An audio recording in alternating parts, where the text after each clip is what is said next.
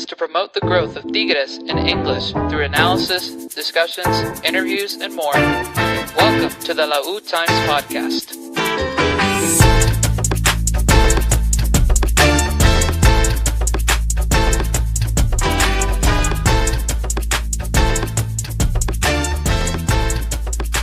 We are back on the eve of a new season for Tigres.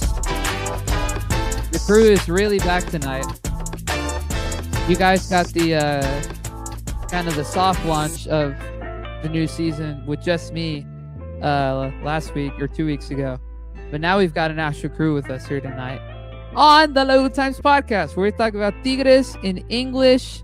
It is wonderful to be back on the show tonight on this Wednesday, not our usual recording day, but here we are. And like I said, we're here to talk about the start of a new season because it starts tomorrow. I'm Dennis. I'm the host and the producer of the show. And tonight, I'm very happy to be joined by two of my great friends. One of them, currently residing in Monterrey, is my great friend at Tigres Takes. You know him, you love him as Alfred in the house. How's it going? I'm doing great, man. I'm glad to be back. I like that little background you got with the Tigre in Yeah, the on the beach, Bahamas. bro. Yeah, bro. Little summer vibe. We're still in the middle of summer. I felt like it was appropriate. Not gonna lie. Great to have you back. It's been a minute since you've been on. I mean, it's been a minute since we've been doing the show, but it's great to have you back at least for this first one of the Appreciate it. season. Yeah, dude. And of course, our inside reporter bringing you all the hot rumors, La Estufa, like all the things, bro. You know him, you love him as Devil of Nation, aka Edgar, aka my companion up here in DFW. How is it going, my friend? If you're there. Oh. Are you alive? What's up, Gek? It was a very, very long pause. There we go. There we go. We're getting there. Hopefully we can get that sorted out. Okay. As always, I know we're he'll come back in a second. Edgar should hopefully have all this sorted out here in a minute. And of course, AJ will also be joining us as well. Also dealing with some technical difficulties, so y'all stay tuned. But for now, A and I will ride this out together. Thanks for joining us. If you're watching live, do us a favor, especially if you're watching live on Twitter. Give us a retweet, a repost, share this with somebody. If you're watching on YouTube, send the link to somebody. That'd be awesome. If you haven't already, subscribe to the show, follow the show, follow all of our accounts, all the things that help us out to get in front of more people. And if you're listening on podcast later, we appreciate you guys for always being here. Don't forget to follow the show, subscribe to the show, leave a review, all the things, and share this episode with somebody as we talk about the start of a new season here in roughly 25, a little less than 25 hours from now, from where we're recording. Tigres will begin their new season at Tijuana, playing against Xolos. The league kicks off tomorrow. 2 games were one of them. Bunch of games before Sunday's World Cup final, which in fact we will talk a little bit about World Cup stuff at the tail end.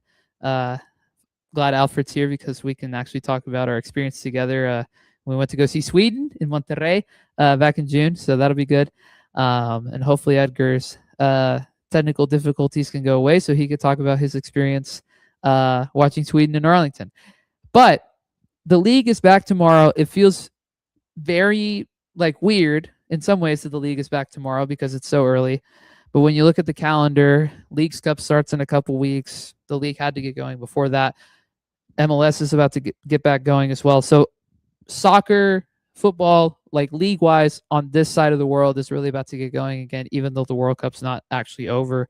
So it's nice to have our team back in the fray, even though there's a lot of noise around just what's happening with the club, specifically with certain players. We're going to start, before we even talk about this Xolos game, we have to start with the transfer mill, the transfer rumor circus that we've been sort of dealing with here over the last I don't know, a couple weeks, but it was really heated up over the last couple days. And I'm going to stall a little bit. I need AJ to come on for the big piece of news. Let's start on a positive note. We have one new person on the team. Thankfully, it felt like we weren't going to get a refuerzo in before the season started, but we did get one. And his name is Alan Franco. He's coming to us from Sao Paulo in Brazil. He's coming in on a loan deal. We gave a little bit of a loan fee over to Sao Paulo. It's for the whole year. There's an option to buy, and I think the option to buy is like not even $2 million.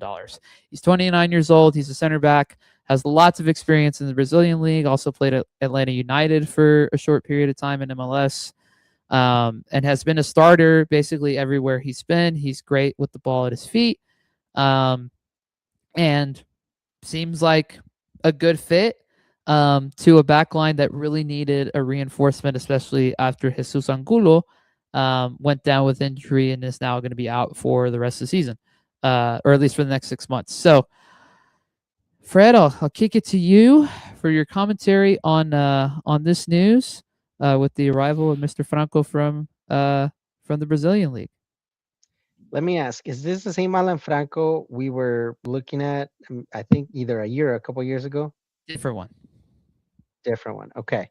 Now, you mentioned that he was in Atlanta United. I just Googled it. He was in Atlanta United from 2021 to 2022. And you know who else was there? Purata. Purata? Yep. So let me find out now. Purata is making our signings. He's So the real director técnico. Is Purata the new Guignac? He's the real Torrado, bro. He's Torrado's side my piece. God. Can you believe it? Can you believe What has it? Torrado done in Nothing. a year and a half that he's been with us? Nothing. Ridiculous. I mean, I'm happy. At least we're getting a backup. Not to say that he's going to be a backup, but just backup to the people that we currently have on the team supporting the center back role. I think it's important for us to have just a natural center back versus potentially utilizing one of our center defensive mids in that position. Which he wasn't doing it bad. Romulo is probably one of our best players over the last couple of seasons, increasingly growing in importance in the team. But would just really love to see what a full season looks like with two strong center backs behind Romulo in his natural position in center defensive mid. I think this Alan Franco plays, if I'm not mistaken, from what I saw in some of the clips, right center back. And Joaquim, as we know, is very comfortable with the left center back. So I think it would be a good pairing. He's tall. I think he goes, good in the air. So, that's definitely always welcome. Just another threat that we can have on offensive, corner kicks or free kicks. We're going to go ahead and have just more power in that aspect. So I'm happy. I think it's a good signing. Obviously, like any signing, we got to give them the benefit of the doubt. Hoping that the scouting was done correctly and that he does come with the right attitude as well, which is something that based on recent events we definitely need. We want players that want to come here and want to be Tigres players and not just come here for the money and want to leave a year later. Correct. And it seems like his biggest attribute, especially in the context of a Guido Pizarro coach team, is that he plays good with the ball at his feet, which is kind of a counterbalance to what Joaquim brings, because Joaquim is fantastic in the air. He's got speed and can defend 1v1 situations relatively really well. But he's not good at his feet. Franco is. Franco can play passes really well. He can resist pressing at a pretty strong level from what I've seen on tape and from what other people. So do you think he learned from Purata or Purata learned from him? I don't want to put Purata in the same conversation as him, because at least this guy has been like starting consistently for all the teams that he's played with, when Purata has literally done a very little stretch of starting for us since he came back from Atlanta. It's not like he's been playing that much. But Did I mean did the rumors that were going on, were they correct? Did we re-sign Purata for like another 2.5 or 3 years or something like that? Well, that was last year when that happened, if I remember correctly. That wasn't recent. That was like right after we lost Okay, to Toluca in the league semifinal. because I kind of I think I saw either a week or 2 weeks ago a little post there saying that we either re-signed him or extended his contract like another 2 years. And I'm like, well, damn, like are we gonna have another tercero here with Purata or Yeah, what? basically. I mean, shouldn't be on the team, but that's besides the point. I do like this comment that Edgar made. Not a bad signing, but unfortunate. We have three foreign defenders. That's a little concerning. I agree with that. I don't like that most of our foreign spots are being used in the back half of the field. Nahuel, Romulo, Joaquim, Franco now. That's four of your nine spots. And then Gorriaran's kind of like an eight, and Cachete is a more of a six, right? So that's six of your spots. So then your other three spots are being used, or I guess two spots right now. I think we have one open still technically. Bruneta, As Brunetta and Buffalo, Buffalo. which hopefully Buffalo's not around much longer. Hopefully that Boca rumor actually comes true. That'd be great. But that's besides the point. I agree with this sentiment because you would want to have, in some ways, you want to have more of your foreign spots used like in those attacking areas. I do. I don't mind the signing. I don't. I kind of like that we have another like actual center back, and I agree with your point that Romulo is better used as a six more than he is as a center back. I mean, he can play both Because really he can well. still drop back, Yeah, whenever, we're recovering ball and we're reorganizing, he can still drop back between the center backs and, kind of start the buildup. yeah, exactly. And you kind of create some more depth there now too, um, with Romulo's ability to play both. Let's say something happens to Franco or Joaquim. Okay, you don't have to go necessarily to Porata immediately because you have Romulo that could play there, and then Cachete could easily slide in back as the six as well. So in that sense, it's a good plan to kind of create some more depth in the back, with that versatility that Romulo and Cachete specifically can bring. So um, I I kind of I like, that we have, I guess you could say, like a strong backbone, where, we have Nahuel obviously in the back, and then two strong center defensive, or sorry, center backs, two strong center defensive mids, and then you got, Gorriaran and also, Bruneta up top, kind of leading the way down the middle. So, um, I don't mind, if we build our right wings and left wings, right backs, left backs with Mexican speedy guys. I mean, right.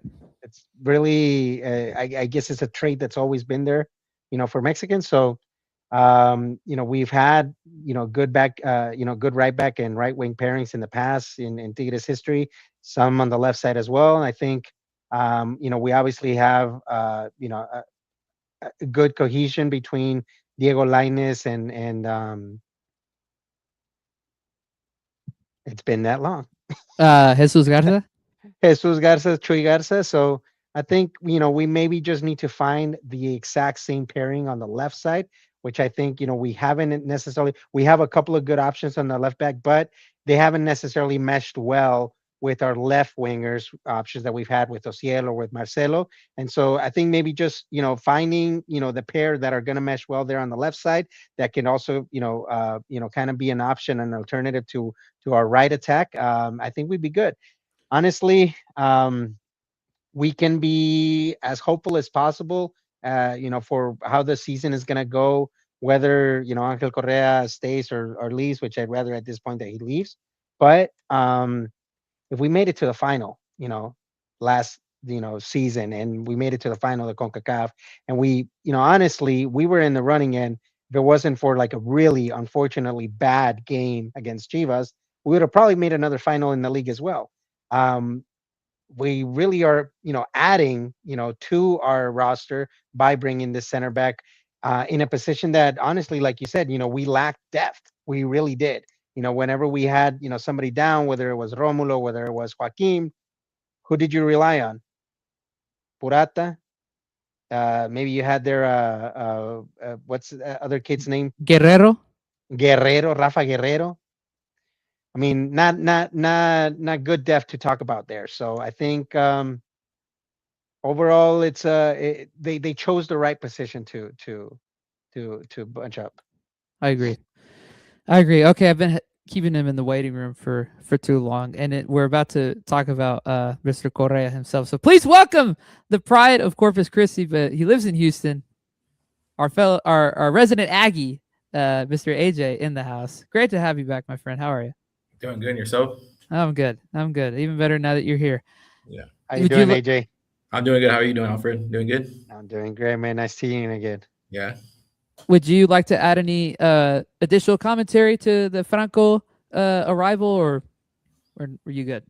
No, I think you pretty much nailed it on the head. I think that was like what the fans have been saying about Romulo. He's better at the 6 than as a center back. But like Alfred said, if we need a reset, if pressure's coming too much, he can slot in between the center backs and kind of reset the midfield, reset the tempo a little bit. But yeah, that's definitely his strong suit. So I would want him to play more of the 6 role this year than the center back. So I'm a huge fan of the Franco signing. And if it doesn't work out with Franco, you send him back to Sao Paulo. Like, that's the nice part of this being a loan with option to buy. I know there's probably some people that think, oh, it's because we don't have the money to buy him outright. It's like, well, it's also a good deal for both parties, right? Like, he tries out a different league. He tries out being here. Maybe he continues his trend of being a starter. If it doesn't work out, lift your hands up. You say, hey, it doesn't work out. He goes back to Sao Paulo and he's on his way, right? Like, it's a low risk, pretty substantially high reward sort of move, I would say. So hopefully he is up and running here soon. He arrived in the city today, and I'm sure he's getting all physicals and stuff done. I mean, I would be stunned if he's listed in the squad tomorrow. I don't think that's going to happen. But I imagine he will be available for the home opener Saturday of next week, not Friday. Breaking news for all you who thought it was next Friday. It's actually next Saturday, the home opener against San Luis. The league just changed that. So, PSA on that front. Okay, now that AJ's here, the moment. Hey, quick thing before we move. Yeah. So on Alan Franco, I mean, we've had good luck with signings from the Brazilian league last couple of times. I believe you know both Joaquim and Romulo have, you know, they did not come with a I guess you could say like a huge expectation. You know, we didn't have maybe the name, you know, to recognize and for us to think that they were bombas, yet they fit in well in the team and in the league. And honestly, I mean, if we're looking at all the potential options of signings from South America, probably coming out of the Brazilian league is the best option because it is the best league in all of the Americas. So yeah, I agree 100%. All right, here we go. The moment a lot of you have been waiting for. Our thoughts on what has become possibly one of the most frustrating / disappointing Tigres news-related things, I think, in a long time. No, we're not talking about Gignac not getting the send-off that he got and, you know, all that stuff that still hasn't happened yet, officially from the team, which is weird. The now impending departure of Angel Correa, who went back home after the Conca final, came back, and based on what we know from the reporting that we have, I mean, there's been a lot that's been said from people down in Argentina, not as much said on our side of the world up here, especially when it comes to the trusted sources that we know.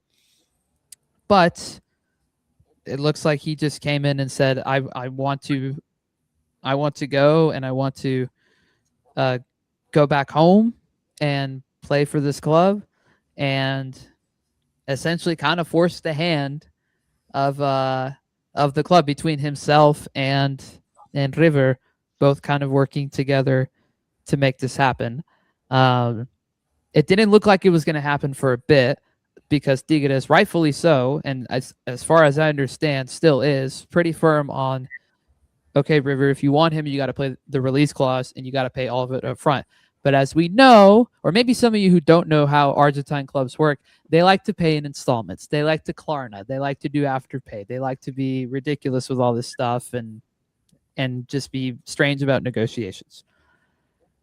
But at this point, it is way more likely than not that Angel Correa will become a player of River Plate within the next week up to this point. Based on some reporting that has come from both Pello talked about it today on his show, and Vladi from TUDN, Vladi Garcia, he talked about it on his YouTube channel. I would highly recommend, if y'all haven't watched his YouTube video on that situation, I would check that out. He posted it last night. It's about 15 minutes. And I think he explains everything really well. And there's no fluff. Like, he just gets to the point and explains everything really well. It looks like it's going to happen. The clubs are negotiating as we speak. River is still wanting to do this in payments. Bayo talked about today that River wants to pay 13 up front and then pay the other, I think, 7 or whatever million of the release clause. Like one chunk of it later, who knows, and then the other chunk of it later than that. I don't know. Here's what we do know for sure. Correa's not traveling to Xolos or for the Xolos game tomorrow. He hasn't been training with the team. He's been training individually per se. And Gorriarán in his press conference today, I think, made it pretty clear that this is happening. Like, he basically implied that it's over, that he's done, and that with the comment of, we need to make sure that his absence isn't felt that much. I think that kind of laid out the story for us. So for a guy who's come in and provided, I think, 30 goal contributions in his 1 year at Tigres, got the 2 finals, sadly was kind of disappointing in both of those finals, kind of disappointing in Liguillas as well. It's a very strange end to a short-lived tenure for Angel Correa with Tigres, a guy that we were all excited about and who brought us a lot of joy over the last year. And yet, unfortunately, he's chosen to leave at the first opportunity to go back home to Argentina.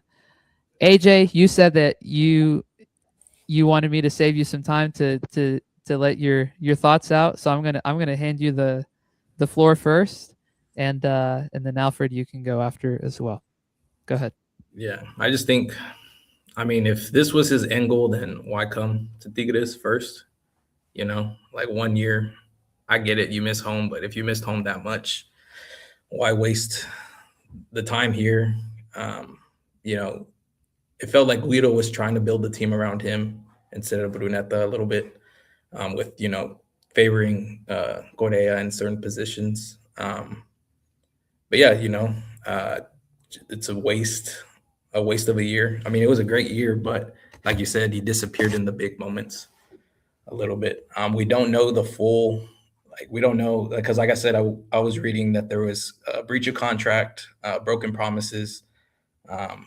It would be interesting to hear it once it's, you know, finally settled. Like, all right, like, what was the breach of contract? Like, what didn't we do? What were the false promises?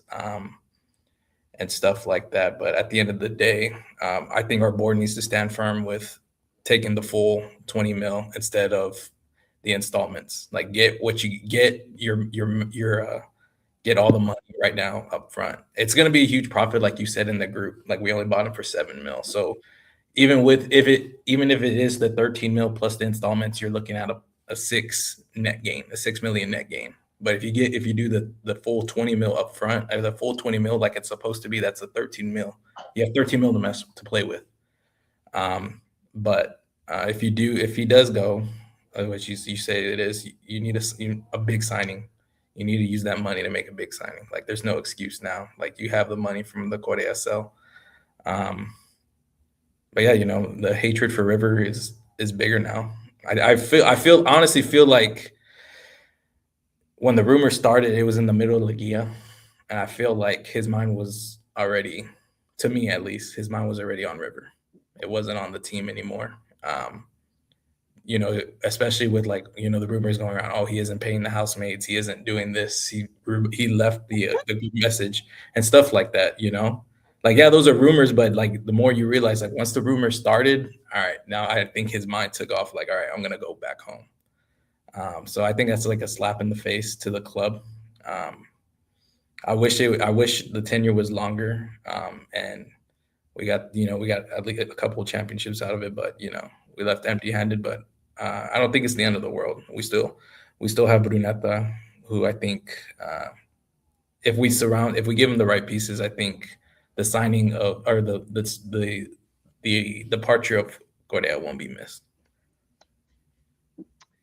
So, just quick question. So, is he overdue on his HOA fees, or like, what's going on? Like he's gonna flee owing some money. Is that ¿Quién what's sabe, happening? güey? ¿Quién sabe, güey? I mean, here, before you go, I want to just add context to what AJ just said about the false promises. This is something Bayo said earlier. I'm just the messenger. Or not Bayo. Vladdy said it last night. He hasn't been paid bonuses that were listed in his contract, but also nobody on the team has been paid those bonuses yet. They're about to get them, all of them. So if that's what it is, I don't know. Ya no ha pagado el Sky. This guy. Anyways, so Guy didn't renew his Peacock because he's like, hey, World Cup's almost over. no manches, bro. Anyways, okay. Oh, Sorry, man. Fred. Go ahead. So, in all seriousness, I mean, it actually speaks very bad of him as a person, not just as a professional, but just as a person, because you can sign for a club, and ultimately, if your goal is to go elsewhere, like there's ways to go about that, right? Like you don't have to sign a 5-year deal. You don't have to like accept to take the number of a retired legend. You don't have to essentially you know become the face of the team when you know that the previous face of the team has been a legend at the club for the past 11 years. It's you take a kind of like a backseat, or you take a just a secondary role, right? You accept a secondary role, and you're like, hey, I'm just here for temporarily. I want to go back home. Maybe I just want to spend a couple of years here, make some money, and all good. But the fact that he took this this role as, hey, I'm the new savior of the team. I am, here to essentially replace Guignac as the image of the team, and ultimately sign a 5-year. I believe he had a 5-year deal.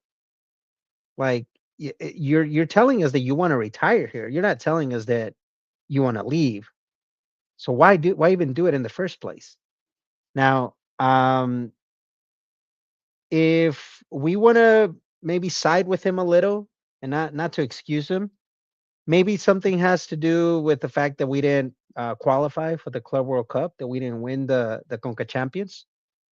Maybe the guy is hopeful that he can still kind of show out in a world stage, and perhaps he's thinking, what, I'm closer to getting to Libertadores and potentially, making another Club World Cup at River Plate than I am at Tigres.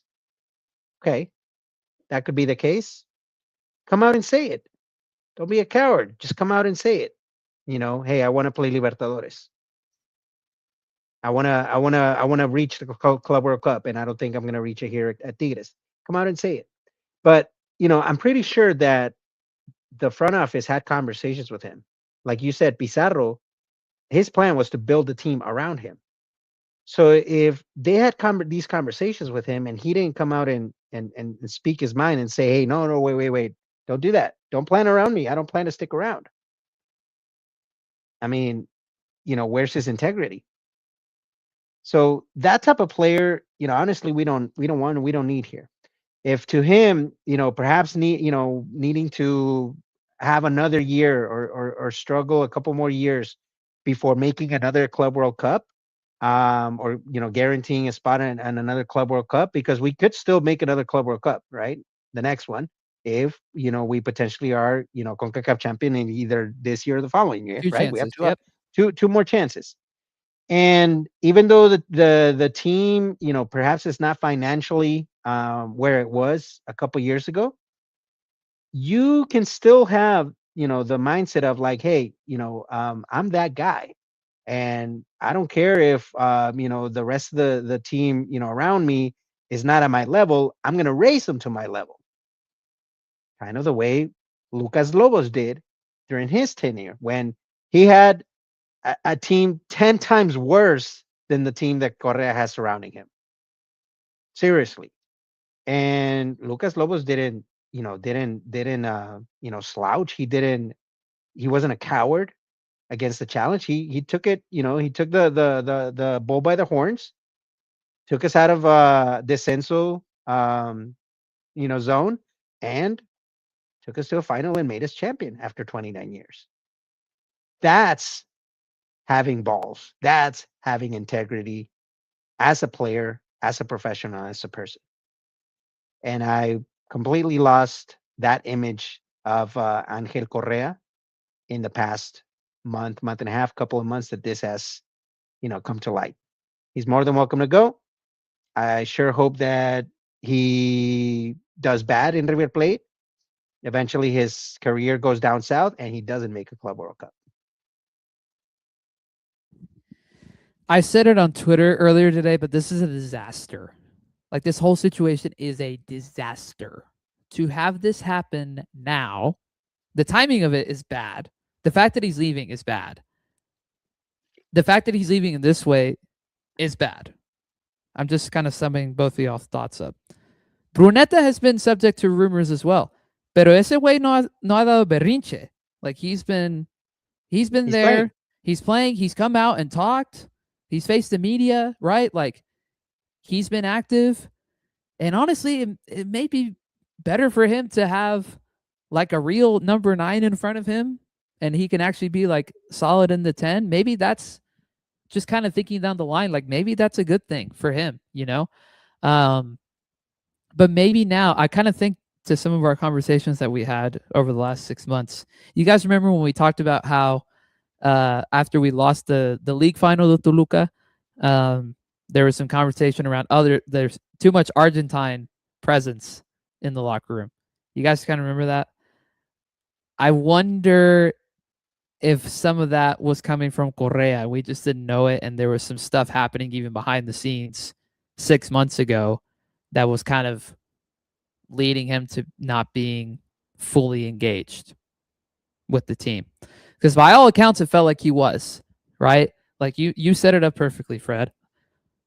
You unretire this number that has been retired by the club for a long time, and probably there's a good chance he probably gets the number 10, because somebody has to take the number 10 at this point, unless the team retires it now.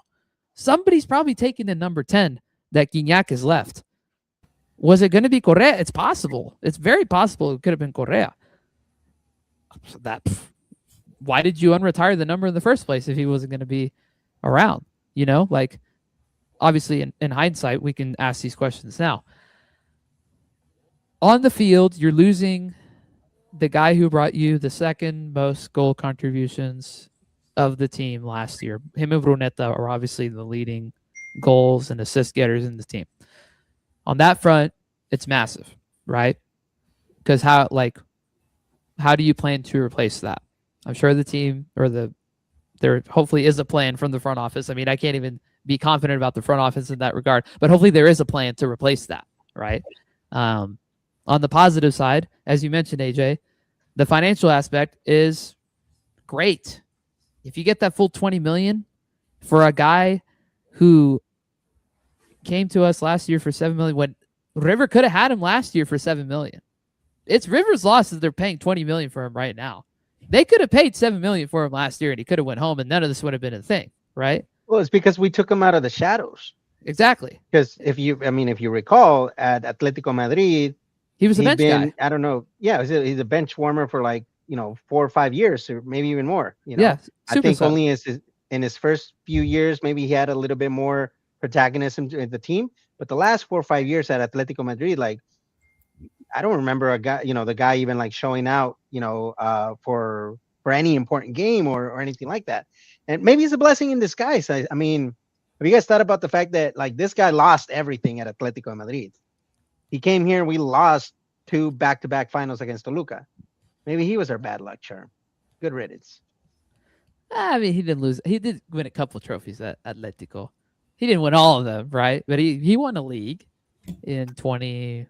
Is that the COVID year? Which maybe that doesn't even count. Maybe that's an asterisk, right? Because COVID's weird. The COVID time was weird. But you're right. Like he wasn't a guy coming in with a ton of accolades.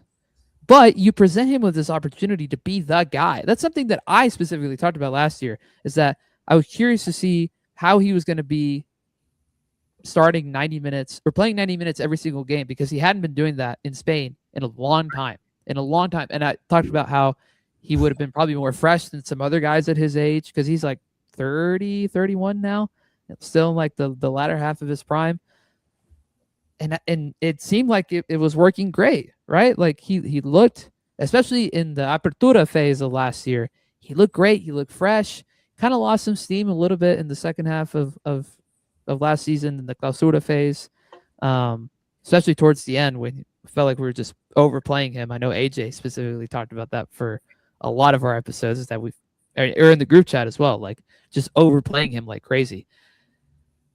And yet now, instead of just running with this opportunity to be the guy, to have a fan base that adores you, I'm going to just echo what Bayo said earlier. This fan base deliberately, or not deliberately, on purpose, intentionally, always sided with Correa.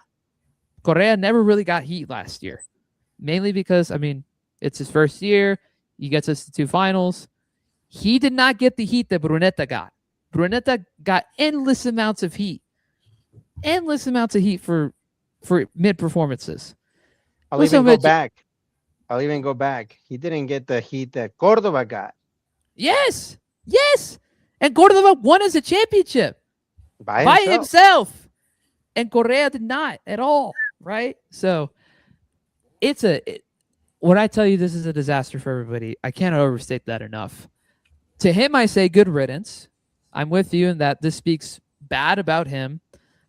I don't like that River has came in the way that they did. It seems like they went about it in a really shady way, which is classic Argentine club behavior. To be honest, not surprised at all. It's really disappointing, and to do this and to have to leave now when the season starts in 24 hours and we're not a deep squad. What are you doing, man? Like, you couldn't have waited 6 more months? If our front office is smart and is good at negotiating, which I don't think they are, if they were, Miguel Angel Garza a few years ago, they would have probably already, taken the 13 mil and be like, yeah, sure, we'll take your 13 mil and a couple of players. Give us a couple of players. I'm sure you got a few, canteranos there to spare. Just throw them our way. We might find a diamond in the rock. You never know. Yeah, it's bad. Cannot overstate it enough. This is bad. Everything about this is bad. We'll see how it all plays out. Hypothetically, let's say for whatever reason River plays games and he's still here at the end of the transfer window. What do you do with him at that point? I don't think it's going to happen, but I have to hypothetically ask the question. What do you do with him at that point? Do you send him with the Fuerzas Básicas, with the kids, and you don't bring him along? You don't register him? Samir 2.0? I mean, if his heart's set on not being here, I feel like you have to do that if he's still around in September or whenever the league transfer window ends. Surely, right? Yeah, I mean, at this point where we're at, where Tigres and River and Correa are standing, their stance, there's no going back. Like you have to go. Like, get out of here. At this moment, like, if I were Tigres, take the 13 mil, take their payback, maybe even ask for more on based on like results. Like, hey, if you guys make Libertadores, add another 5 mil to that debt. And you can take them now. Things are trending down for River. Kind of like it. They're not. They're not the same River. They're not the same No. traditional Mm-mm. South American powerhouse. Oh, and do you think that Correa is gonna get the slag? I mean, No, he, down No. there they're gonna kill him as soon as they see that he misses a couple of opportunities, or just no, he's, oh man, and his family's gonna hate it too. Mm-mm. Yeah, they're relentless. They're relentless. It's like I don't know who you would compare it to. I don't know, it's like playing for the Yankees in baseball, right? Like once you play for the Yankees, everything's under the microscope. You can play for the Orioles, or you can play for, I mean, honestly, the Rangers, right? And you can be meh, and it's fine, right? They don't have the heritage. If you play for the Yankees and you suck and you miss a few things and you don't perform when you need to perform in like a World Series or a playoff series, you get slandered for it. Same with Boston. That's the same thing that happens with River, because River, that's the pool that they have in Argentina, right? And they've had this heritage, not recent heritage, at least like in the last 5 years, I would say. But they have this historical heritage in South America, in Argentina, that the fan base just doesn't allow for that crap. So you're right. I don't like the leash is going to be very, very tiny with him, very tiny. And is he going to be ready for that? That's it. that was my question. That's if he gets a leash though, because you got to he's a World Cup champion with Argentina, right? So they're going to be expecting. They're Him going to to be the star, not a role player. Not a role player. Like they're expecting, like 10 plus goals, assists. Lead the team. Lead the to a team, championship. not like, and that's like where like some of my arguments with some, like he was never that guy at Atletico. Like you said, Alfred, he was never the number one. He was off the bench, came in. If the defense is tired, hey, put Correa in. He's fresh legs, fast. That's what he was at Atletico. Here, at least here at Tigres, we made him the number one. So I guess that's what drove up the price a little bit. Like you said, they could have bought him for 7 mil. But he was unknown. That you're spending 7 mil on an unknown. You don't know if he's gonna contribute right away. River saw that he contributed here, so now their fans are expecting, hey, this is the Correa we're expecting. And their fans are more ruthless than our fans. So I honestly don't see it going well for him, because like I said, once he's off, he's off. He's cold. It takes him a while to pick back up. But we'll see. We'll see what happens. I expect this deal, based on what everybody's kind of been reporting, I would imagine this gets done before the next game that Tigres plays on Saturday against San Luis. I would be shocked if this deal isn't done. Unless, again, River plays games, which they could. We'll see what happens. Stay tuned. We'll have more reaction to it at a later time. Moving on to some other things really quick. About like rumors and stuff on both sides, both the men's and the women's side. I didn't know that there was a Diego Luna rumor, but apparently there was.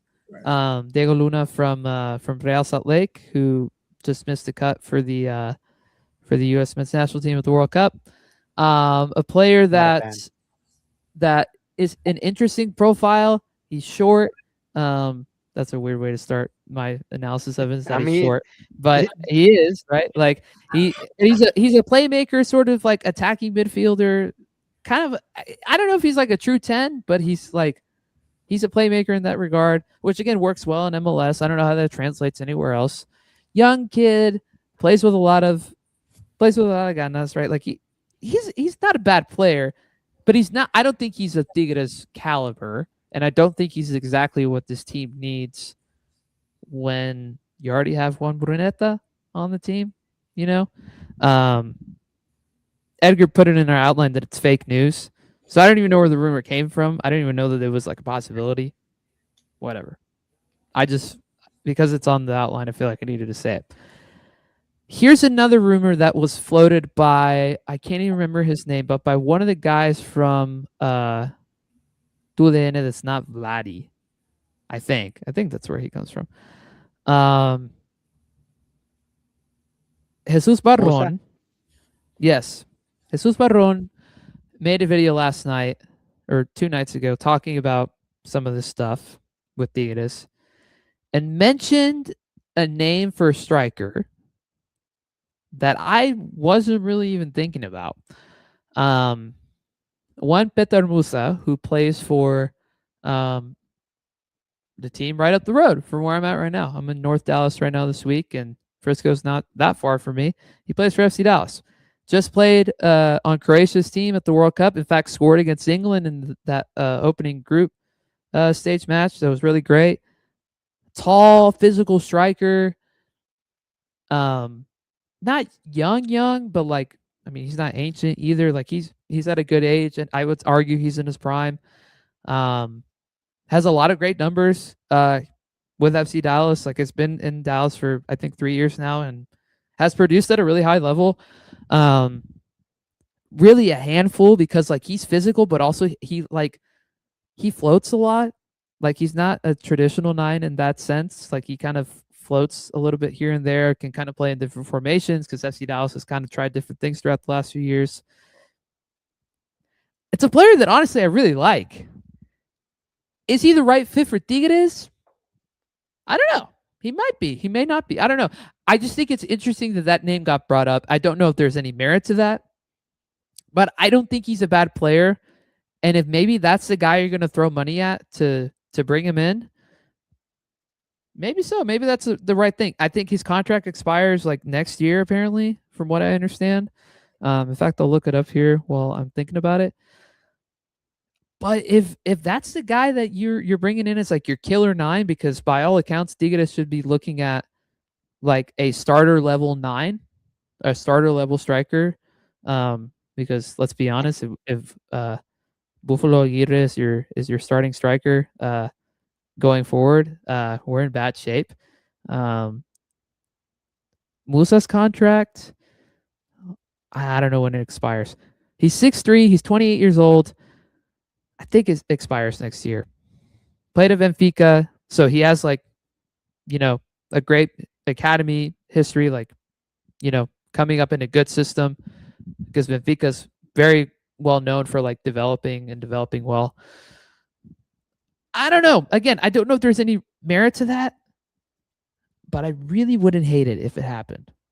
I think it'd be a good signing, honestly. What do y'all think? I agree. No, I agree. I think we definitely need to change. Buffalo Aguirre is not the answer. It's not the solution for this team's offensive woes. Obviously, seen through the results last year, what did he contribute with? Like 4 goals, I think, if even. So and all of them were in Conca, basically. And they were all in Conca, right? So pretty much in Liga and in Liguilla, he was non-existent. I think the only thing that he, brought forth for the team was just, his running, his pace, his, pressuring the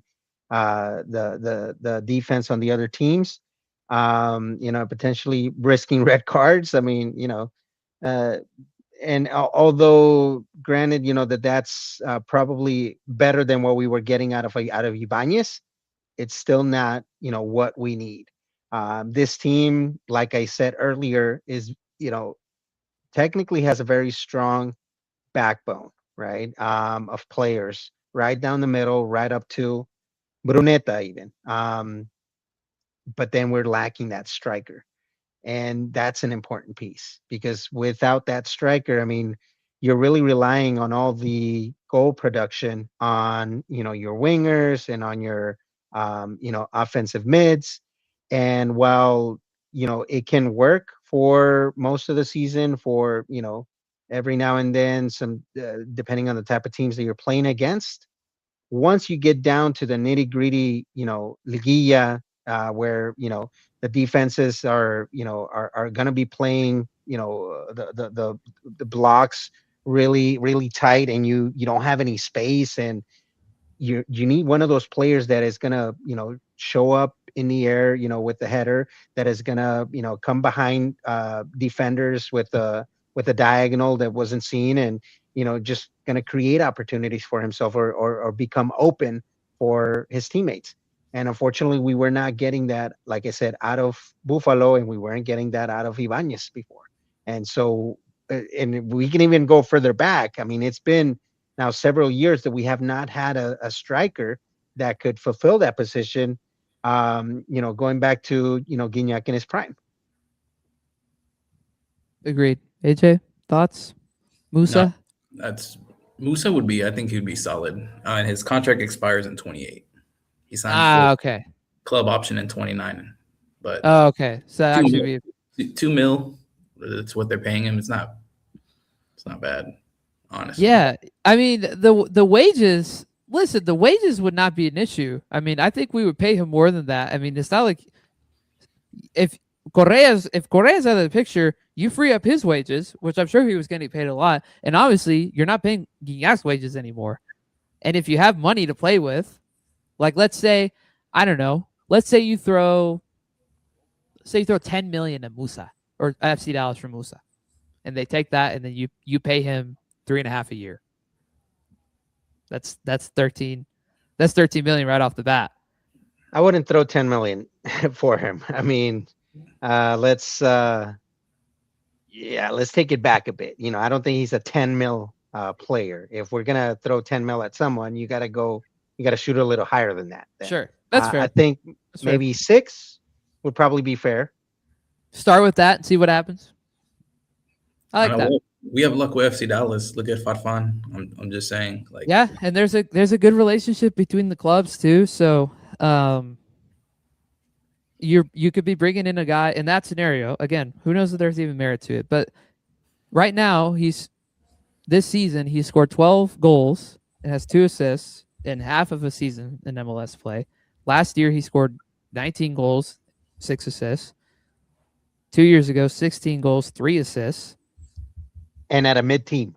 Yeah, at a team that doesn't generate offense at a super high level. Yeah. No offense to Dallas, right? I mean, yeah, they are. I mean, they barely scraped into the playoffs last year. What would we consider them a Querétaro of MLS or? I don't think they're that bad to say. No, Pumas. No. Because like Pumas has heritage, bro. FC Dallas ain't got no heritage. They've only been to one MLS Cup final. I mean, I would say San Luis. San Luis. There we go. That's a good. San Luis. Okay, Yeah. there you go. I can share the colors of Atletico. Yeah, there we go. I like that. No, but back to your point, Alfred, about this team lacking a striker. Like we saw it against Toluca. I think that's what they didn't respect Buffalo. They didn't. They swarmed. They won the midfield, which we had said in the pregame, like that was the one area we needed to win. And they swarmed. They didn't respect our left side, our left wing.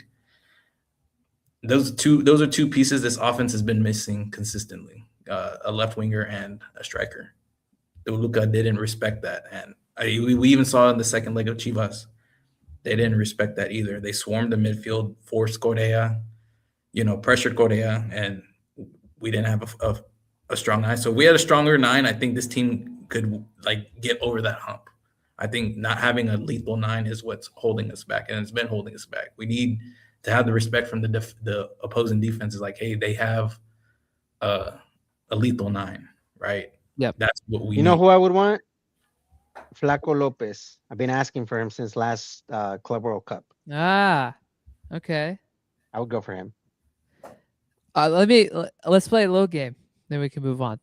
4 options: Flaco Lopez, Petar Musa, João Pedro from San Luis, based on what he's done in the league over the last few years, or newly made free agent Icardi, because he just left Galatasaray today. Who are you taking of those 4? Who would you want of those 4? I mean, I think talent-wise, we would all want Icardi. Not so sure that, off the field, we want that heat. Like it's Yeah. bringing over Wanda or what's her name and and all that drama. I mean, like Yeah. I don't know if we want that. Obviously, it would be a great signing. It would be another Argentinian, so we'd be back at square one. With the Argentinian mafia in the team. Um, but who knows? I mean, obviously, I don't see it. I don't think that this front office has what it takes to make that signing. I don't think that's what they're looking for. Okay. So you wouldn't take Icardi. Who are you? Are you on the same boat, AJ? Yeah, I wouldn't take. I think like his on-field production, 100%. If you didn't have the off-field stuff, I would throw money at it. But it's just Okay. the So off-field. so the other three then, Musa, Lopez, or Joao Pedro. I think of those three, I'm taking Pedro just because he has experience in the league, and honestly, Yeah. he's kind of a killer, bro. And he's Brazilian, and Brazilians have been a better fit for us recently than the Argentines have. I would agree. I mean, it's a bet that's worth making. It's not an unknown like maybe any other signing that's coming out of Liga MX because and it's not to our horn about our league, but just not everybody makes it. Not everybody adapts to whether it is the heat, whether it is the living conditions, whether it is which obviously we don't give them bad living conditions at Tigres, but just overall the country, some people don't adapt. Others just the style of play, how, just defensively, I think Mexico League is very strong defensively. And so there's very few players that come and make a big impact in the league 2 consecutive seasons in a row, like Joao Pedro did. I think if we were to throw some money that way, I would not be upset. Like, in fact, if you want to throw the 10 mil, I would throw the You would 10 throw it mil. at him, okay? I'll And throw that's it. probably more realistic because you know how Liga MX transfers are. They're a little bit more Yeah, inflated. League to Yeah, league yeah. transfer. But I would definitely throw the 10 mil at Joao Pedro. Okay. I'm with you. I'm with you. I like what he brings. He's got a killer instinct to him.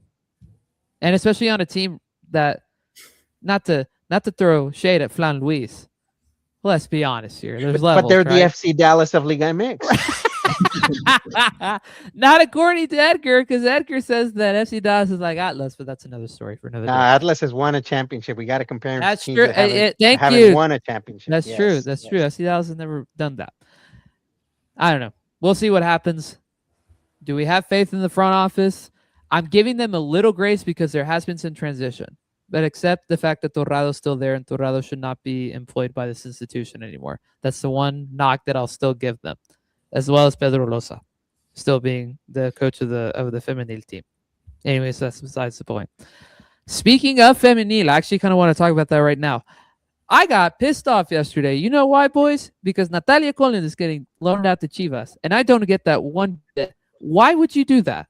Why on earth would you decide to loan out one of our more promising young players, a player who she can play as a wing back? She can play really well as a center back.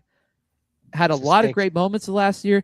She's tall, she's physical, like she plays really solid most of the time. And you're gonna let her go to Chivas for a year and already deplete our depth in the back when we don't have a ton of depth in the back to begin with. And to strengthen one of your competitors, one of your strongest competition, and to go and join La Emperatriz over there, or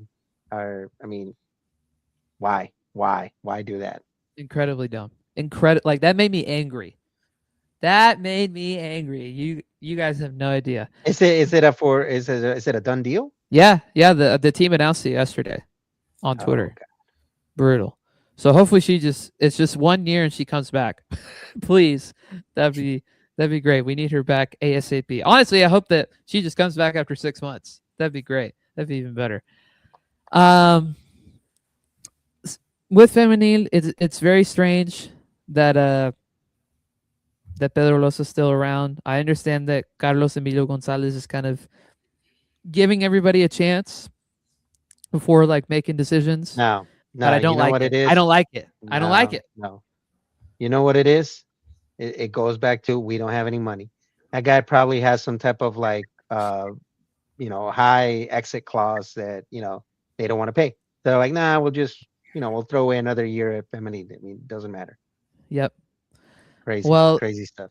hopefully do we know how much this Corona collab, the beer collab with Corona is gonna bring to the team? Because if we need to just buy out every single ounce of product of the Tigres Corona cans, looking at you, That look, was AI, man. That was AI. You fell for it. dang. Well, I want it to be real because maybe that helps generate some revenue for the team. Good grief, I mean, I wish. that'd be great. Yeah, yeah. We're not in the best state financially, but again, maybe that's the one benefit of Correa's potential departure is that you would maybe get 20 million right off the bat. We'll see. We're going to talk about the game tomorrow in a second. I do need to mention two things, actually three things. Speaking of new leadership, all that, and I want you to kind of drive this, Fred, more than anybody, since you are somebody who has two of these abonos. The team announced yesterday that they're going to have tickets available for every game, like open to the public. There has been two sides of that story relayed. One of them being they didn't sell out the abonos. One of them being new leadership wants to give more fans the opportunity to come to games. I think it's more of the first one, which is weird because there's a lot of people that are on the list to like be a future abono person, myself included, my aunt included, lots of people that I know included. Kind of weird that they're just like, we're going to hold stuff back and not give these other people a chance. But they could very easily, even though the team's not in the best of shape right now, you can still very easily have all your abonos sold without question. Like it's a high demand thing. Yeah. I don't know. What do you think, Mr. Abono I mean, man? I think you hit the nail in the head. I mean, it's a lack of sales. Unfortunately, I saw it. So many people were offering their season passes, right? So I actually took advantage of it. I mean, I was a holder of just one, and I managed to get my hands on another one, because ultimately, to me, a promising season or not promising season is not a reason for me to be at the stadium. As we all know, I'm a Tigres fan, and I want to be there every game, and doesn't matter. When I got my Tigres tattoo was in the worst season, in the worst era ever, back in 2010 with el Travieso Guzman. So, you know, I'm not scared by, just the threat of a bad season or las vacas flacas. And so I went and got my season ticket, but a lot of people didn't. A lot of people decided not to renew their season tickets, and obviously also the economy. I mean, ultimately, this season ticket sales came right around, having the World Cup down in Monterey. I'm pretty sure a lot of people, were stuck between like, hey, do I renew my season ticket or do I, go to this once in a lifetime game of, whoever, Holanda. And so there's obviously a lot of different variables for which people make decisions, but I do think that they did not sell out. Now, that being said, like you said, there's a huge waiting list, and a lot of people became upset with this announcement that, oh, they're going to be selling tickets for the game. Like, what's going on? What happened to passing on those recently available season tickets to the people on the wait list? It's honestly, they're basically saying a big fuck you to all the people that have been waiting. And I think what they're gonna do is they're gonna hold these for the Tigre Oro, Socio Tigre Oro Yeah, holders. and they've been pushing that Which, like crazy. yeah, which I'm one of them. And ultimately, even the season ticket renewal, came at an advantage point, where you could renew it weeks ahead than everybody else, and with a like a discount and whatnot. And so I think they're going to keep pushing that, and it's probably going to go in that route, that they're going to be sold to those members.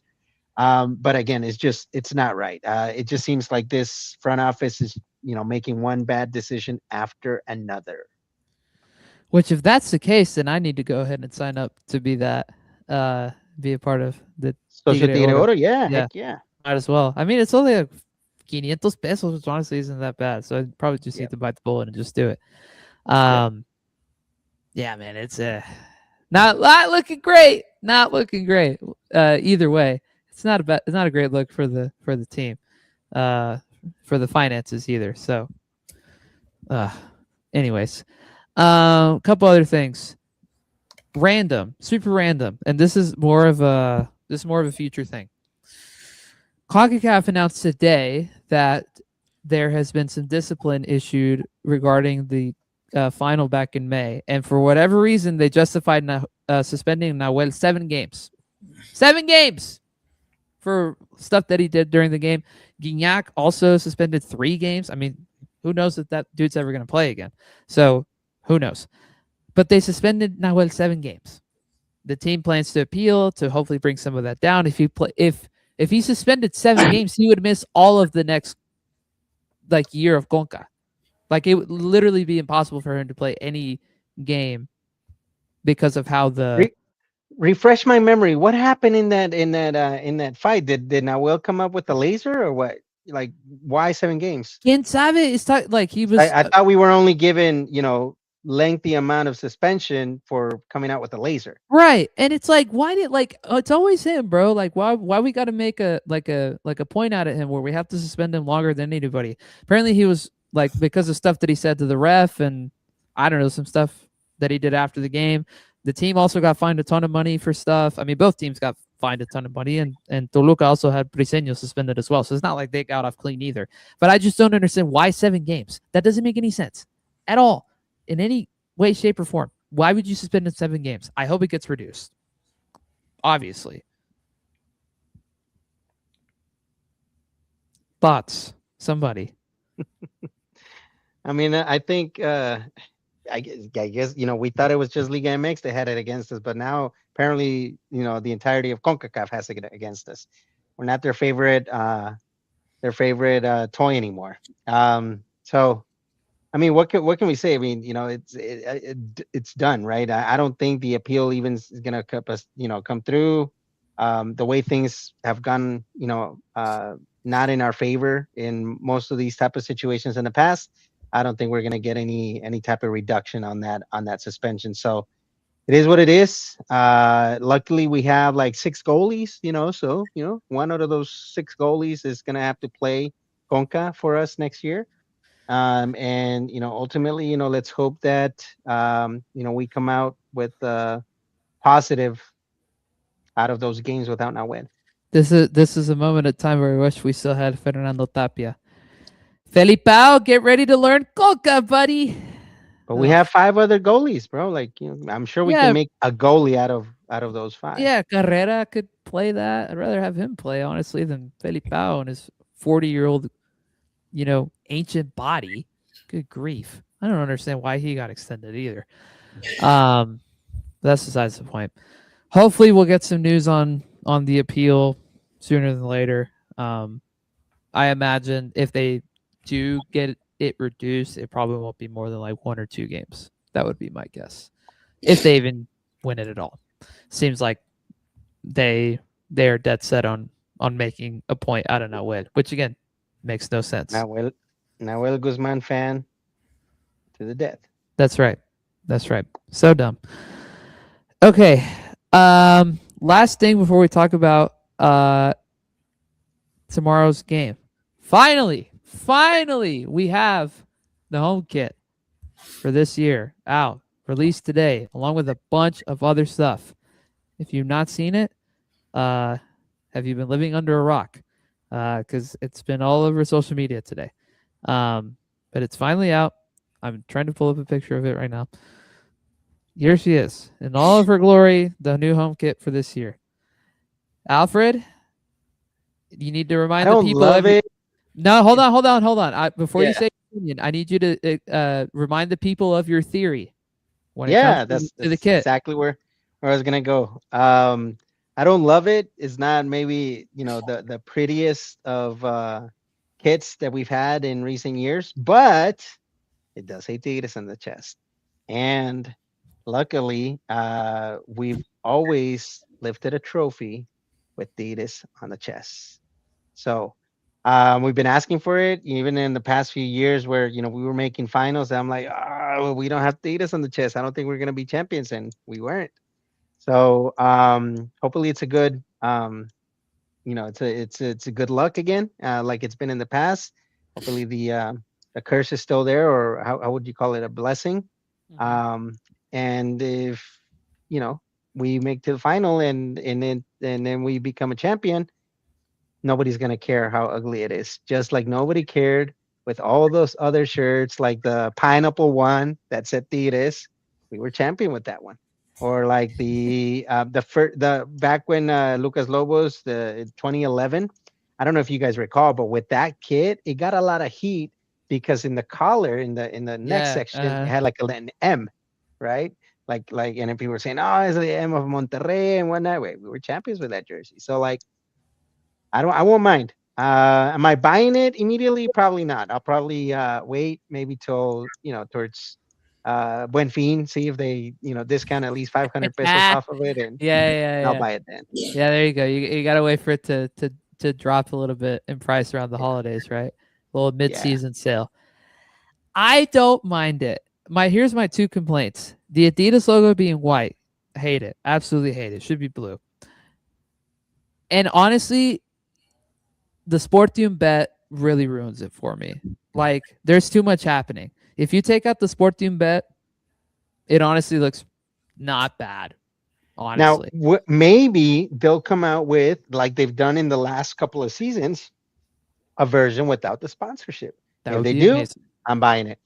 That'd be amazing. They have like they're doing that with like the ladies like cropped version. That one's sponsorless. They need to just make regular jerseys that do that. That would be amazing. AJ, thoughts? Yeah, that was gonna be my big complaint was the Adidas logo. If it was blue, it would have been perfect in my opinion. And Yeah. then lose the. I don't mind the Cemex sponsor. It's just the Sportium bet. Yes, dude. Yeah, it's such a bummer. Cemex is fine. Like that's fine. Yeah. But It's our new Beatso. Yep. Basically, I like it, but the white on the font, on the front font, still irks me. Say that. It's Front. this I don't know if you guys realize, but it's this like 90s trend that's been going around for Yeah. at least a year, where we're starting to see these same designs, like really really in your face poppy designs, like back in the day. So They got the look at little that. hat of it too. I don't love this design, but I mean, it's fine. I like this one though, with and the it has the tag of La Banda de San Nicolas on the side of this hat. It's pretty Yeah. cool. What were you gonna say, AJ? Sorry. the font, if it was yellow, like instead of like the going from white to yellow, Degraded. Yeah. it would Yeah. be way better. Yeah. Agreed. And the blue too. Like we need to figure out what shade of blue we're gonna use. Like Makes you remember word art from back in the day. You Yes, guys it's remember literally word the art? word art jersey in every way. I do think You also could call it that. I The I word art jersey. I also think it's interesting that the feminine authentic version doesn't have the circle Cemex. Like that's really interesting to me. Like it looks so much cleaner this Yeah. way. Why is it Yeah. not the same case on the men's side? That's what I want to know. I actually like the Adidas logo on not in the center. Yeah, on the Yeah. side. Like So it this. should be. This is Yeah. the crop. This in a full jersey. Yeah. I will buy immediately. I'll pay double the price for it. But if what you're saying is right, like how they're only doing that on the girls jersey, where they're taking off the Cemex and putting out the Adidas logo there, it's gonna happen the same that has happened in the past jerseys, where they come out with the sponsorless one and the Adidas logo is right here and there's a big empty spot Yeah. here. So it's like, Yeah. Yeah, that They obviously just be don't. very They weird. don't think it through. I don't know, like who's in the marketing or design, for Adidas. Like, what are they doing? Yeah. Thoughts on this? Apparently, this is the pre-match shirt for this year. I'm Yeah, it really looks like a conflicted. training pre-match. It's out there. I don't hate it. It's just very interesting to me. Like it's very bold. I don't know. This little tigre right here is supposedly going to be the tigre on the third kit. So we'll see what happens there. I'm not totally sure. It's interesting, but all that stuff is available not on US Adidas yet or Dick's, but it's available on Tigre Tienda and Adidas Mexico. But also a bunch of stuff on Adidas Mexico from last year, like training gear and stuff, is on sale. So get your hands on that. Get Batoys. Yes, we know your obsession with them. We know. All right. Last but not least, certainly not least, the preview of tomorrow's match versus Xolos. Again, it is a 10 p.m. kickoff. Honestly, I don't know where it's being broadcasted. Is it a VIX only broadcast tomorrow? I sure hope not. I really hope it's at least on TUDN. Do we know this information? Nope. Okay, I'll look it up as I set the scene. First game of the season. A lot of uncertainty around the squad. You're going to have some people out tomorrow. Vigon is out due to some injury that we don't know of. Farfan, same thing. Paco Reyes, if you guys remember, is out for red card suspension because of the red card that he got in the second leg against Chivas.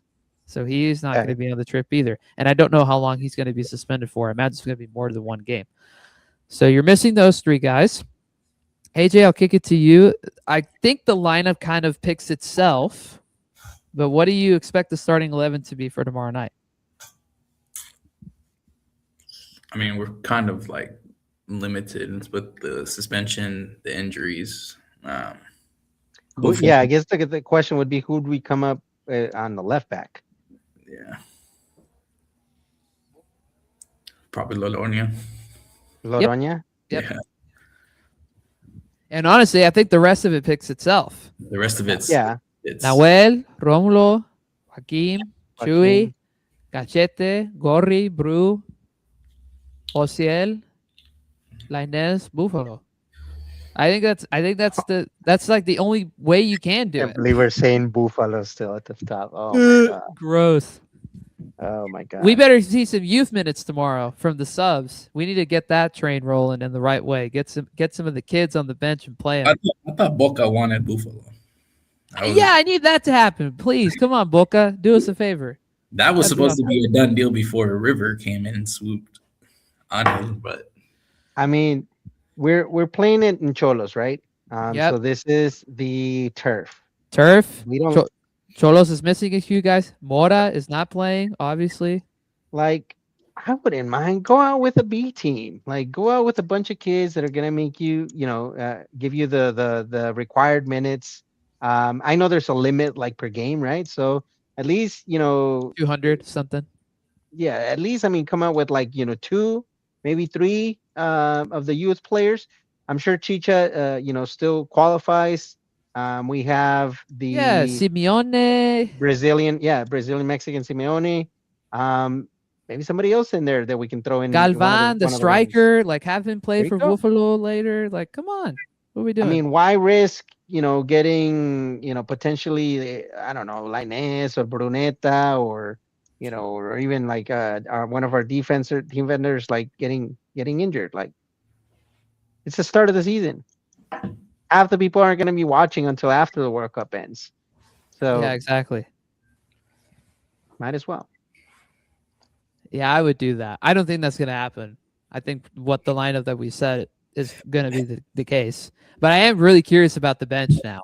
Really curious about the bench. It'll probably be Purata, Guerrero. I mean, you have no other midfielders. Simeone.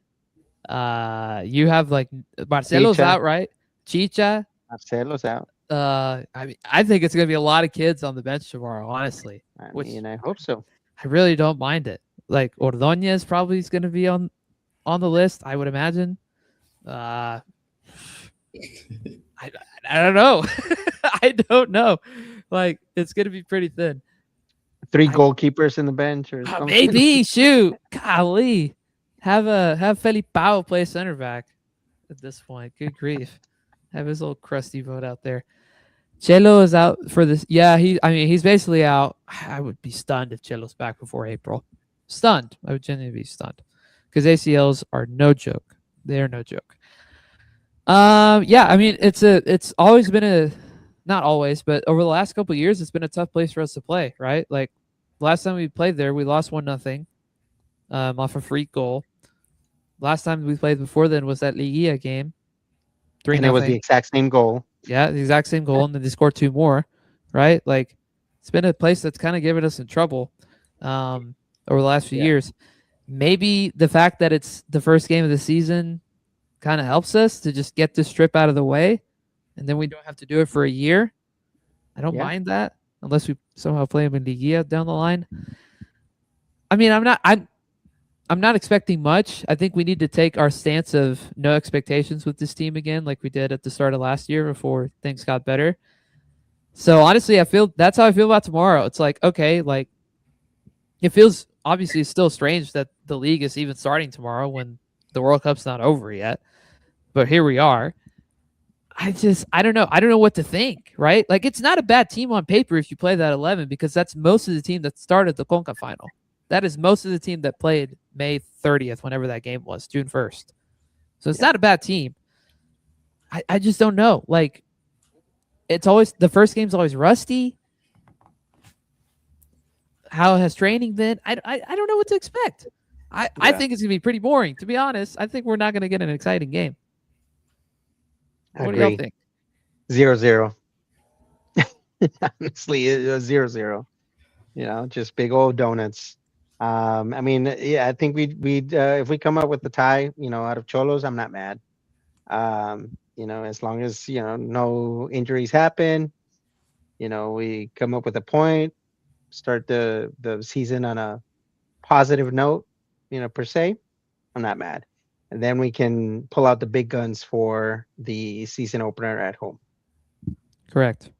AJ, additional thoughts? On the year of the game? The game. Well, we have to talk about the year. I'm going to say, you know, I think this is the Purata's breakout year. Nombre. No mames. I think this is the year. He has to prove himself. Rookie of the year or what? Nombre, bro. Fourth year, like the NBA, if you get hurt in your rookie year, you're still eligible. Chingao, bro. Are you for real? That's him. Nombre. No, really though. Like I think this is the year he has to prove himself. Like honestly, before we cut our losses, like this has to be the year it clicks for him. No, bro, he's gonna prove himself to be the new pizza guy in the locker room. Brother, just get rid of him now. What else? Hey, with their relationship there with Dallas, then maybe do they need a center back? Maybe throw in Purata for Musa. Brother, just send him back with Culebro to Atlanta, bro. Like Atlanta's not exactly a great team right now in MLS. I'm just saying, watch. It's gonna come down. 90th minute winner. He's gonna score a header, and then we win. Is that how you saw him when he was taking that last PK against Toluca? Yeah, brother. No, you were not. You were. All of us knew he was gonna be the guy to miss it. You can't tell me that you were like, oh yeah, he's because everyone gives. You know, I want to be that one positive fan. You know, everyone. Yeah, but what happened? He didn't score. Like we all knew he wasn't gonna score. When he walked up, I knew he was gonna miss. Like he did not look confident. I'm like, oh, here we go. I still will never get over that game. I'm over the league final. I don't think I'll ever get over that Conca final, bro. I really won't. We should have won that game. Should have in every way. I think we'll get a goal, but I don't think we'll keep a clean sheet.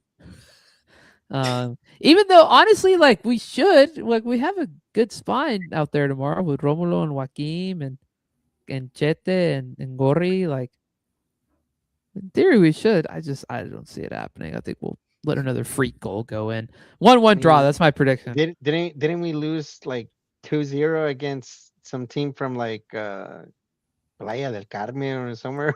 Yeah, bro, some random like Costa Rican team or something like that. Yeah, Like something like recently. that. Like no, that I mean the team's gonna come out cold. It's almost like a preseason game.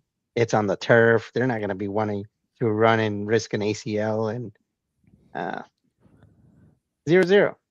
It's just gonna be weird, man. Like this first month ish of the season, it's gonna be weird. It's like you play this little league stretch, and then you have to break for Leagues Cup. Like Leagues Cup starts in like 2 weeks. May I remind everybody, the Real Salt Lake game is in like 2.5 weeks.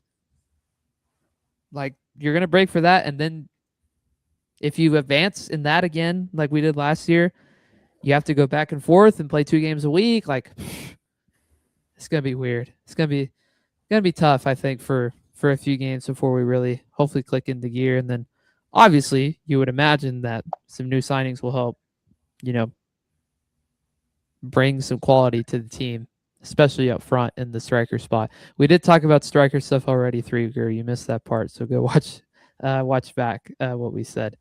I'm going 0 expectations for any tourney. That's what we should all have as the mindset until proven otherwise, like last year, until proven otherwise. If the team comes out and they have a great season and we go on a great run, then yeah, we can have expectations for them. But until then, be realistic. I'm going black horse with the Tigres on the chest. It's gonna take us all the way to lift the trophy. All right, I'm with you. I do think your theory comes true again. I don't know if it happens in the fall, but we'll see. We'll see what happens between now and then. A lot of games to be played, a lot of season to get to. But it's nice to be back and to talk about it. As much as I've loved the World Cup, I'm ready for club football to be back, and I'm glad that we're honestly not going to have a lull in the sport since Liga MX is back. That is true. Tomorrow, so it's gonna be great. Real quick, I feel like we have to talk about World Cup stuff. I mean, we have the final, we have all that figured out. Before we talk about that, for the viewers and listeners and all you who didn't know, Fred and I had the pleasure of attending a game in the group stage with Arnoldo and friend of the show, Clayton. We were very fortunate to be in the house for Sweden versus Tunisia in Monterrey about a month ago now. It's been exactly a month, I think. Great game. That was the game that Sweden scored 5 goals and una goleada, bro. Like it was awesome. We pulled up in our Tigres jerseys. We had Viking hats provided by this guy. We had a great time. I don't know what you want to share from that experience, Fred, but I'm very glad we got to do that together, and that was really a cool thing to like experience. Even any World Cup game in our city this year. Like I just thought it was really cool that we got to experience that together, and it was a fun game. Yeah, I mean, honestly, the way the ticket prices are, now for this World Cup, and will probably continue to be for ongoing World Cups. Like, who knows, when we get another chance to be at a World Cup game. So it was really nice. Really thankful that you were able to snatch those tickets at a great price, Dennis, and we were able to make it to that game. Obviously, the game was excellent. I mean, it's a great showing by the Sweden team. I think we had fun. We had a lot of fun. Obviously sharing the same colors with the Swedish kind of played our way, and then obviously being at the vecino's house. What can we say? I mean, we're used to seeing a yellow and blue team, take it away in that field. So it was a great experience. I loved every moment of it. Thankful that it was with a great bunch of guys like you guys, and definitely wish that we could repeat it one day. But I know it's going to be hard. So we're going to treasure that memory very, very well. Yeah, absolutely. I'll remember that for the rest of my life, and even though it's not necessarily like the game that was the most desirable, right? It's still a World Cup game, in for me, the place where I was born, in the city that I love so dearly, with people that I really enjoy being around. So I have no complaints about that. Obviously, the prices we got, like you mentioned, compared to anything else, a steal. So we did well on that front, and the vibes were great. A lot of people were in Tigres jerseys with us too. Like we weren't the only crazy ones there. Oh yeah. It was a fun time. That's going to be one of those Monterrey trips that's going to be hard to top, right? So although hopefully this year, AJ, we can make the trip you and I happen, right? Like we'll get you down to a game, right? Gotcha. That'll be a good one, right? We got to talk about that soon. But Yeah, yeah, look at the calendar. Look yeah, at the bro. calendar. Start planning out which one is an attractive game, falls on a good weekend, Yeah, maybe Labor Day weekend or something like that. maybe. Yeah, for sure. But yeah, I enjoyed that experience a ton, and yeah, hopefully get another chance in this lifetime to go to another one. Who wins the final on Sunday? I know what Alfred's going to say. Who wins the final on Sunday? Actually, I know what both of you are going to say. What am I kidding? Maybe the listeners and viewers don't know who y'all's preferences are. But how do you think that goes? Thoughts on the tournament? Thoughts on the games the last couple of days? I don't know. Whatever you want to say about the World Cup, have at it. For Honestly, I don't know what team I hate more. So it's like it's hard to pick. Like which one do I hate the least? Like yeah, I don't know. I know honestly. you're the guy holding up the "I hope both teams lose" sign. Yeah, heck yeah. I hope Hope it gets canceled. Iran, Cabo Verde. Drops a nuke in New York or something. I don't know. But no, in all seriousness, I mean, I think Argentina is going to take it just by the way they've they've come out playing and won the last few games. I mean, it's inevitable, and even if they deny it, like they do have a slight nudge from refereeing and from FIFA, to have Messi lift the cup again. So it's written, it's gonna happen. So despite all of us Cristiano Ronaldo fans, it's inevitable. Messi's gonna lift his second cup, and I'm happy for Nahuel and for Damian and for all of our Tigres Argentinian legends, Pizarro as well. But not Correa. No, I said legends. Yeah. Correa's not a legend. Yeah, No. correct. We're gonna have to add him to the list of legends to scrubs pyramid, or whatever we had there. It's gonna be really far down. So why do you hate Spain? I didn't know this. No, I mean, I think the guys are also they're pretty much the Argentina of Europe. Like the guys are obnoxious. Like I hate them, and just I think No te they're gustaría mal, bro. No te gustaría mal. oh no. I'm not a Barcelona fan, never been, but I'm neither sure. a Real Madrid fan. I'm not, but I just think the guys are just like too arrogant, and I mean ultimately, I don't think they have what it takes. I think Argentina takes it. AJ? Argent FIFA. Yeah, FIFAntina. I think the intensity Argentina plays with is something that Spain hasn't seen. Yeah, you saw it's what France lacked too. France, they sucked the life out of France. Like honestly, like the possession, I think the lack of possession got to France, and they didn't know what to do. Argentina, they'll die on the field if they have to. They do not care. You saw today with the amount of fouls against England, like they will foul you to slow the game down and to get what they want. So I think that's the intensity that Argentina plays with is something that Spain hasn't seen. Even like the Cabo Verde, that they played with that intensity and they drew Spain, and that team lacks the quality that Argentina has. Well, and Cabo Verde also took Argentina to the brink. To the brink, exactly. Yeah. So they I don't think ever since that game, like Spain hasn't really. They haven't dominated this tournament like France, like how France was consistently beating teams. Like they're like, okay, those look like the clear winners, the clear cut winners, but Spain took the life out of them.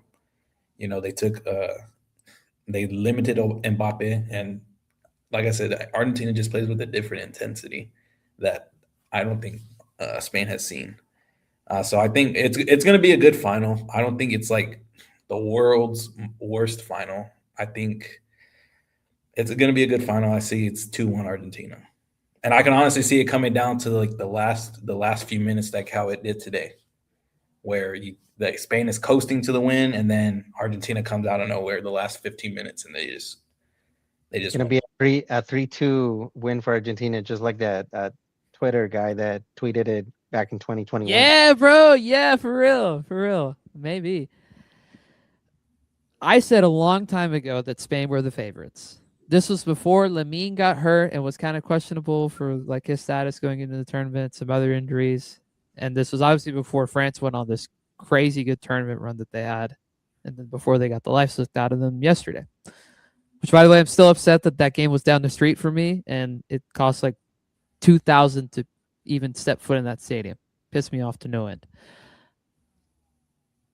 As much as I think Argentina has the it factor, they have the inevitability factor that we saw today, where they just need 5 minutes. They just need 5 minutes to figure it out. That's what they did today against England. That's what they did a couple weeks ago or last week against Egypt. I do think Spain is the team that can do it because they are the most well-balanced team in the tournament, and they have been pretty much the entire time. The goalie's the one like question mark, because Unai Simon is not necessarily like a world beater at goal, but their back line has been pretty much spotless, and their wingbacks are contributing with Porro and Cucurella. Rodri's having the tournament of his life right now, and their midfield is really well balanced, whether they bring in Merino or Fabian Ruiz or Pedri, whatever.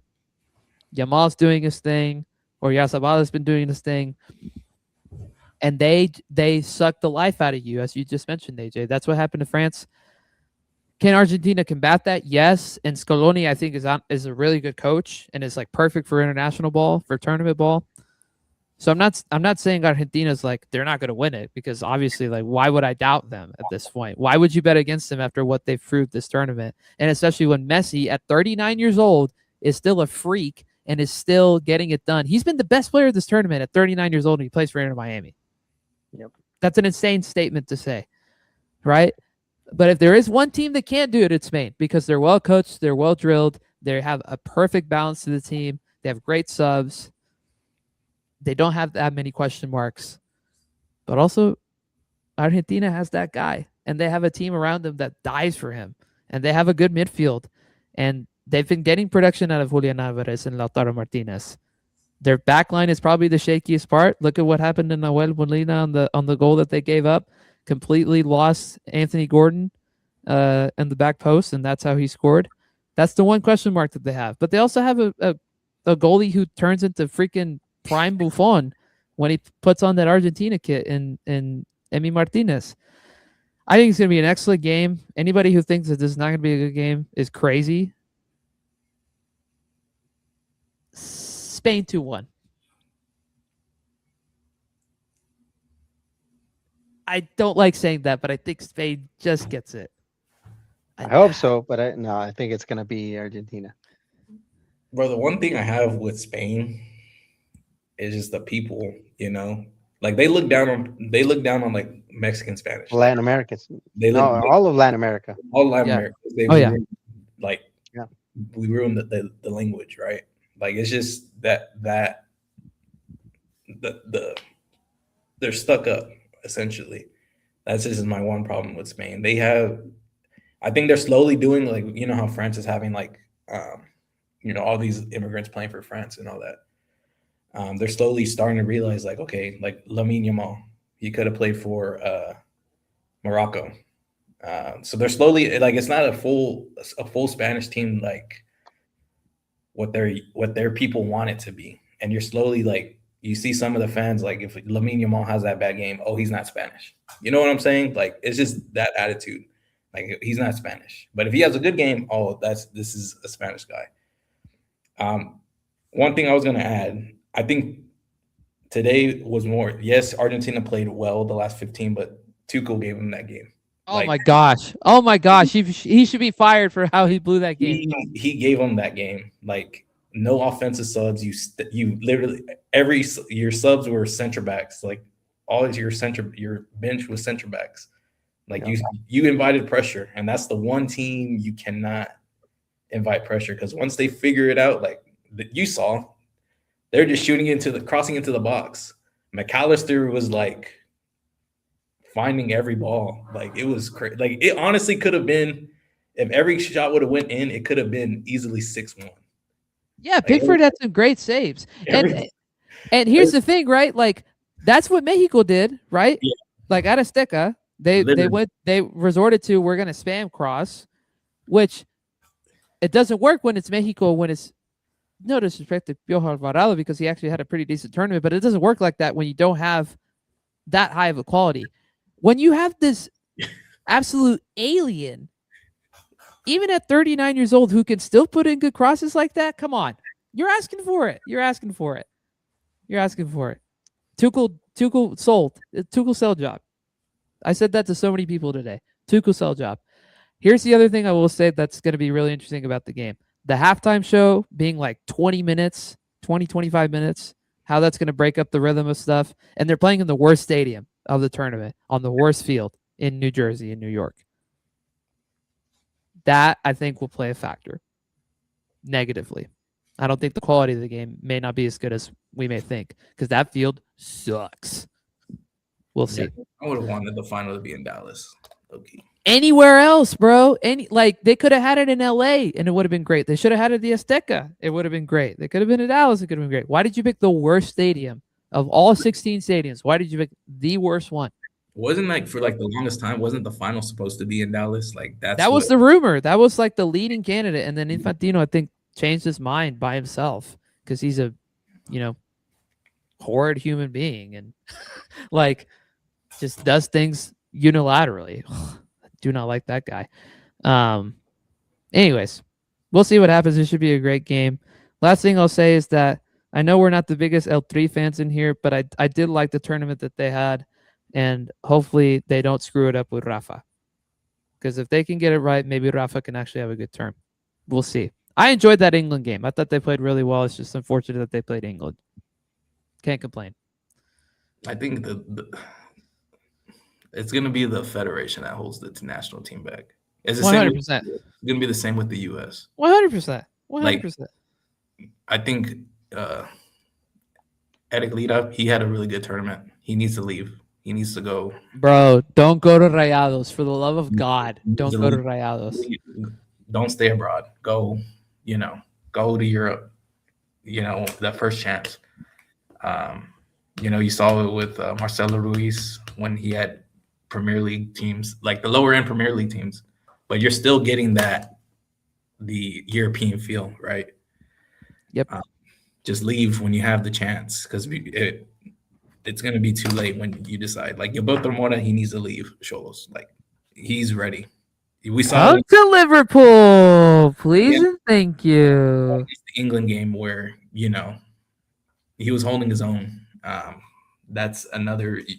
The federation's going to hold. They give these enormous price tags on these players, to where the European clubs are like, we can get that same player here for way cheaper.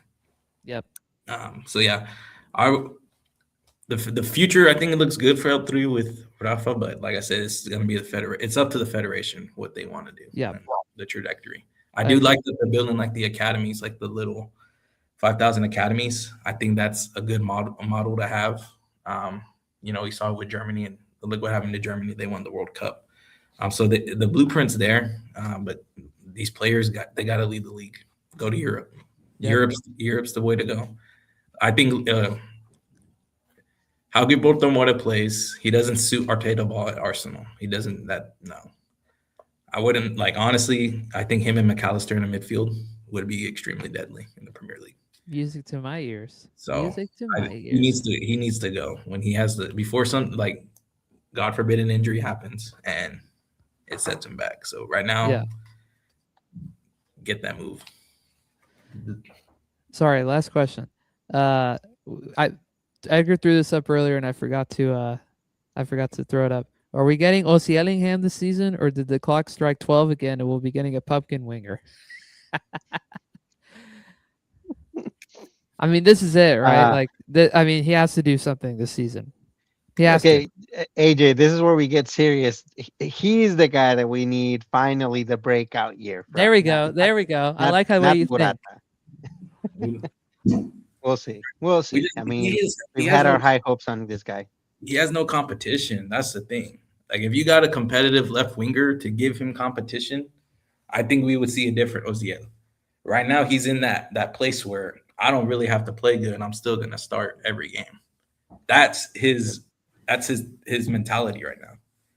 So if you get a competitive winger, like a competitive left winger, doesn't have to be the world's best, but something to drive Oziel, I think we would see a different Oziel. But right now, he has no true competition at the left wing. Right, Chicha's not. I don't think he's getting there, but he's still, still needs the reps. So Well, and Chicha's probably better suited on the right anyway. Yeah. So that's with Marcelo out, you have no one to give him comp. So you get like I said, it doesn't have to be a world expensive left winger. Use that money for the striker. Get someone that can compete with Oziel, that could give you production. You'll see a different Oziel. agreed. Right now he's complacent, but that's been the biggest problem with a lot of these signings we have is there's no competition at their position, so they don't really gotta try. I think like the defense, the center backs, our center backs is a strong point of our team because of the competition that we have at the position. Yep. Like right back, Chuy Garza, there's not.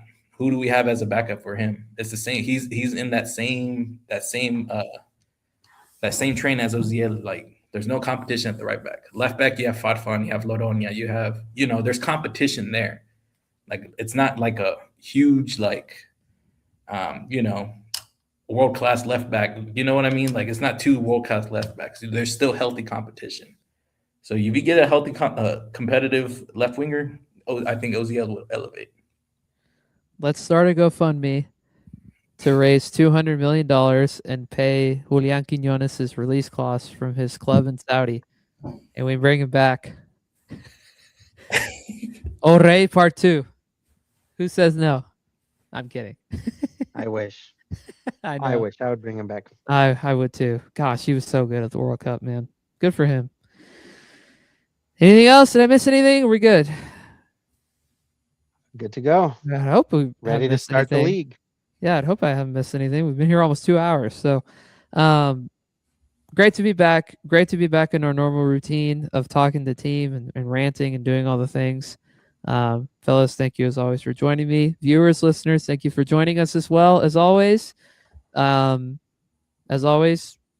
well, just follow, subscribe, share, like, comment, all the things. Leave a review, leave a rating. You guys know the drill. Check out all the links and the handles on the episode description and the show notes, all the things. Look at the screen. Please follow us, especially on socials, especially on Twitter, as we try to bring you guys our best takes and opinions and reporting on all this stuff.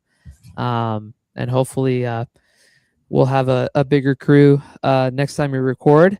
It is likely that we are going to shift our recording nights, by the way, listeners, viewers. Still working that out right now. We got some different schedule changes for some of our crew. So we may be recording on a different night that's not our traditional Tuesday or what kind of became our traditional Thursday. So hang it with us as we try to figure that out over the course of the season. And if anybody's going to the Femenil Campeón de Campeonas game on next Sunday, 2 Sundays from now, let us know. Anybody going to Leagues Cup, let us know. I'm still trying to figure out if I'm going to make this Minnesota trip. Let us know. Maybe we can catch up with you guys and connect in real life, because that's always fun. So that's it for us tonight on the Lou Times Pod. For Alfred, for AJ, and for me, Dennis, this has been the Lou Times Podcast. Thank you for joining us. Have a good night, and arriba la U. We'll talk to you guys next week.